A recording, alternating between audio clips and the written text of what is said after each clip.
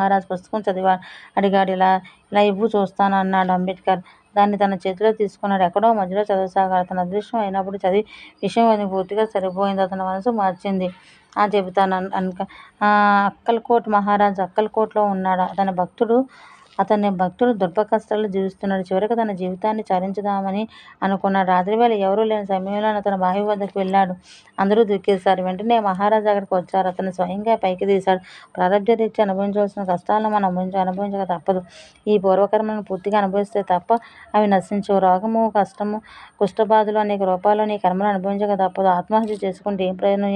ఈ బాధలను ఇప్పుడే అనుభవించాలి, లేదా పూర్తిగా అనుభవించడానికి మరో జన్మ ఎత్తవలసి ఉంటుంది. కాస్త ఓపికతో కష్టాలను భరించి ఆత్మహత్యకు పూనుకొని అని బోధించాడు. మహారాజ్ కథ చదివాడు అంబేద్కర్.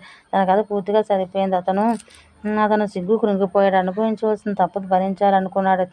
ఇతనిది దైవవాణి అయింది. సాయి లీలయే అతనికి అనుభూతమైంది. విష్టక రూపంలో సగున్ పలకరింపు ద్వారా బాబా హెచ్చరించడం ఒక క్షణం ఆలస్యమైన అతని జీవితం నాశనమయ్యేట్టే. కానీ సాయిలాంటి రక్షకుడు ఉండగానే ఇలాంటి అనర్థాలు ఎందుకు జరుగుతాయి? అతనికి క్రమంగా కష్టాలు రోజు ఉండే పోయాయి.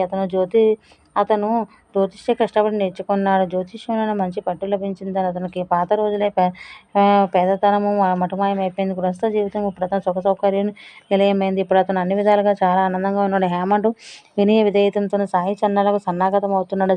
శ్రీ సజ్జన ప్రేరితం భక్తి హేమండ్ పంత్ రచయితం శ్రీ స్వామి అచలానంద సరస్వతి అనుదితం శ్రీ సాయి సమర్థ సచ్చరంలోని అపస్మార ఆత్మహత్య నివారణము నిజ గురుదేవ స్థిరీకరణము అనే 26వ అధ్యాయం సంక్షిప్తం సంపూర్ణం. శ్రీ సద్గురు సాయినాథార్పణమస్తు. జై సాయిరాం.